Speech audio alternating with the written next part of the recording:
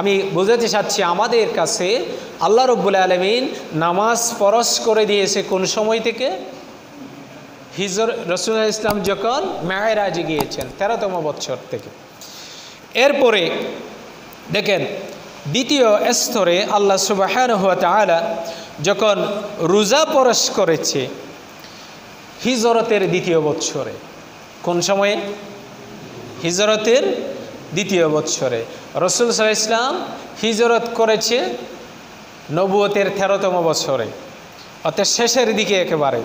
যে বছরে নামাজ ফরজ হয়েছে সেই বছরের একেবারে শেষের দিকে রাসূলুল্লাহ সাল্লাল্লাহু আলাইহি ওয়াসাল্লাম মক্কা থেকে মদিনায় হিজরত করেছেন। এখন রমজান মাসে রোজা ফরজ হয়েছে কখন? হিজরতের দ্বিতীয় বছর। তার মানে রোজা ফরজ, নামাজ ফরজ হওয়ারও আরও 2 বছর মাথায়, নামাজ ফরজের 2 বছরের মাথায় গিয়ে রোজা ফরজ হয়েছে। সেটা আল্লাহ সুবহানাহু ওয়া তাআলা সূরা বাকারার 183 নম্বর আয়াত দিয়ে রোজা ফরজের বিধান আল্লাহ বলেছেন। ইয়া আইয়ুহাল্লাযীনা আমানু কুতিবা আলাইকুমুস সিয়াম কামা কুতিবা আলাল্লাযীনা মিন ক্বাবলিকুম লাআল্লাকুম তাত্তাকুন।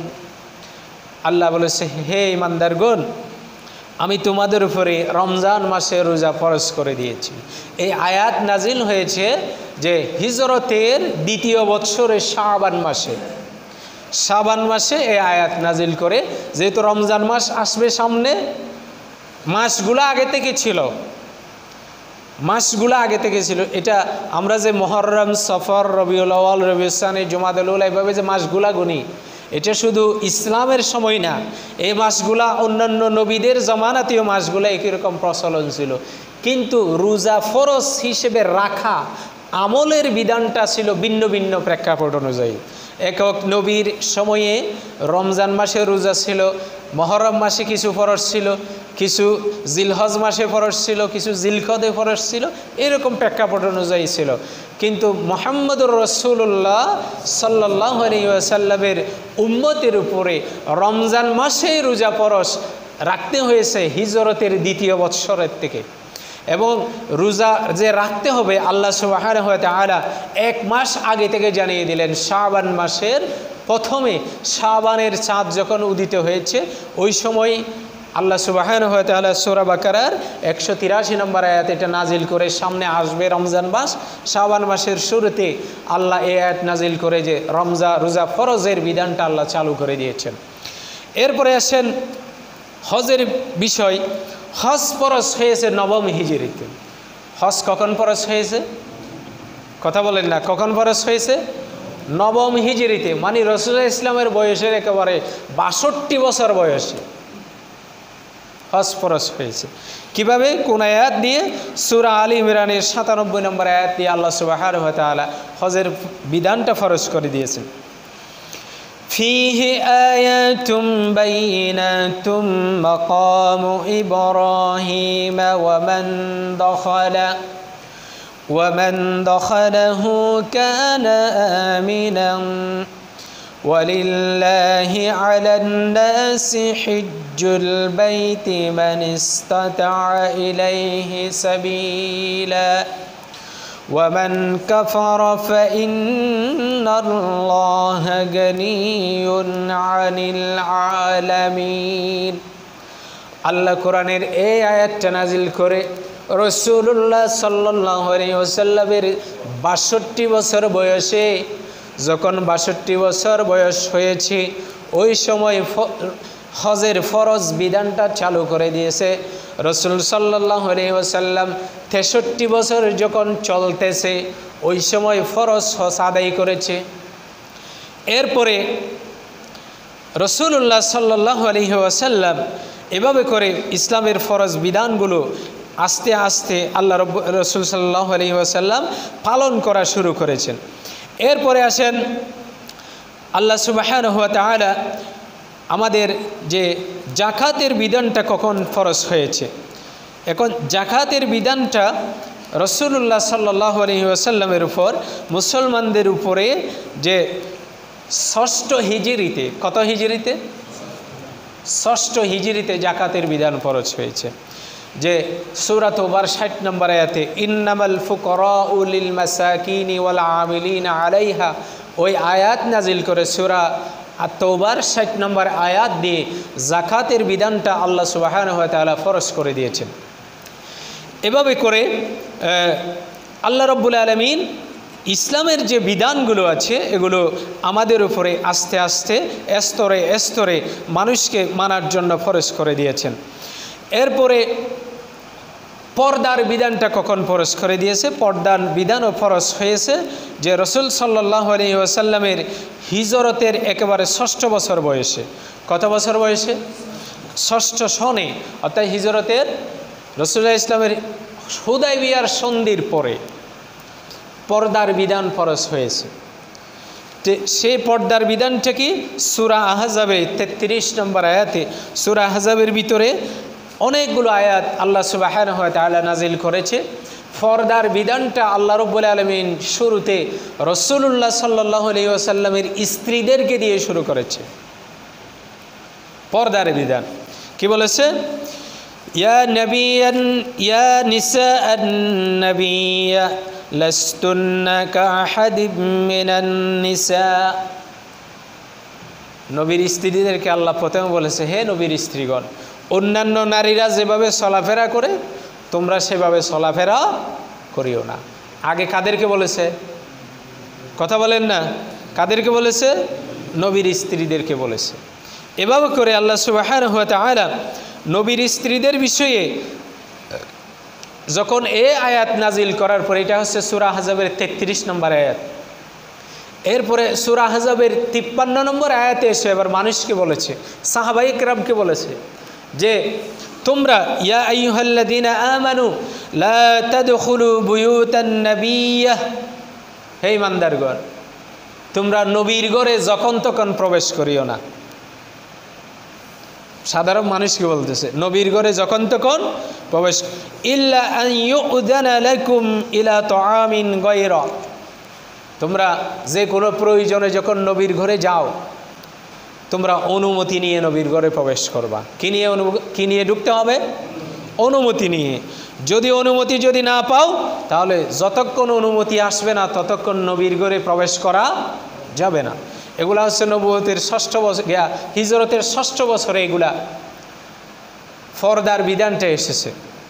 এরপরে কি বলেছে? এটা লম্বা আয়াত, এই আয়াতের ভিতরে বলতেছে আল্লাহ সুবহানাহু ওয়া তাআলা মাঝখান দিয়ে বলতেছে যে তোমরা যে নবীর, আল্লাহ ভেঙে ভেঙে বলে দিয়েছেন, তোমরা যে নবীর ঘরে যে প্রবেশ করো, যে আমার নবী তোমরা যে যখন তখন আসো এটা নিয়ে ইতস্তত বোধ করে, লজ্জা বোধ করে আমার নবী তোমাদেরকে বলতে পারে না, কিন্তু আমি সরাসরি আদেশ দিচ্ছি। কে বলতেছে? আল্লাহ। ওয়ালা মুস্তাসিনিনা ইন্না যালিকুম কানা ইউযিন নাবিয়্যা ফায়াস্তাহি মিনকুম। এখানে বলতেছে আল্লাহ ইন্না যালিকুম কানা ইউযি, তোমরা যেভাবে যখন তখন ইচ্ছা নবীর ঘরে যাও, আমার নবী এটার কারণে একটু ইতস্তত বোধ করে, কিন্তু আন-নাবিয়্যা ফায়াস্তাহি মিনকুম, উনি সরলতার কারণে, লজ্জাবোধের কারণে বা তোমাদের মনে কষ্ট আসবে এই কারণে উনি বলতে পারতেছে না তোমাদেরকে। আল্লাহ কি বলতেছে? ওয়াল্লাহু লা ইয়াস্তাহি মিনাল হক, সত্য যেটা সেটা আল্লাহ সরাসরি বলে দিবে। আমি লজ্জাবোধ করতেছি না, কিন্তু তোমরা নবীর ঘরে প্রবেশ করবে না। আল্লাহ নিষেধ করে দিয়েছেন, যদি প্রবেশ করো অনুমতি নিয়ে ঢুকতে হবে। এভাবে করে অনেক কথা বলেছে। এরপরে সূরা আন-নূরের 24 নম্বর আয়াতে কুল্লিল মুমিনিনা ইয়াগুদ্দু মিন আবসারিহিম ওয়া ইয়াহফাযু ফুরুজাহুম, এভাবে করে এরপরের আয়াতে ওয়া কুল্লিল মুমিনাতি ইয়াগুদুনা মিন আবসারিহিন্না ওয়া ইয়াহফাযনা ফুরুজাহুন্না, এভাবে নারী পুরুষ প্রত্যেকের পর্দার আয়াতগুলো আল্লাহ সুবহানাহু ওয়া তাআলা বলে দিয়েছেন। অন্য আয়াতে বলেছে ওয়াকারনা ফি বুয়ুতিকুন্না ওয়ালা তাবাররুজনা তাবাররুজাল জাহিলিয়াতিল উলা, হে নারীগণ তোমরা জাহেলি সমাজে যেভাবে সাজগুজ করে যেভাবে তোমরা বাহিরে বের হতে, এখন আর সেভাবে বাহির হওয়া যাবে। তাহলে এগুলা কি ফরজ বিধান নাকি সুন্নাত? পর্দা করা কি ফরজ নাকি সুন্নাত?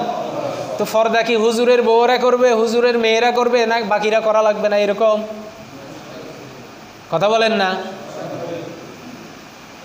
তা আমাদের দেশে কি হুজুরের বউরা করে, আর না হলে যারা একটু নামাজ রোজা রাখে, ইসলাম মানে কোরআন পড়ে, এরা রাখে, আর বাকিরা আছে নাকি এরকম যে ইচ্ছা মতো চলে? তাহলে এখানে তো এই জন্য আজকের এই কথাগুলো কেন বলতেছি যে আমাদের বাংলাদেশে ফেসবুকে ইউটিউবে কয়েকটি বিষয় যে আমরা একদিন ধরে দেখলাম যে একটা বিষয় নিয়ে খুব মাতামাতি হচ্ছে। বাংলাদেশের একজন আলেম যে হেফাজতে ইসলামের আমির, যে উনি একটা বক্তব্য নিয়ে আরেকজন আলেমের একটা কথা নিয়ে এমন একটা শব্দ ব্যবহার করেছে, গালি দিয়েছে, আপনারা শুনেছেন।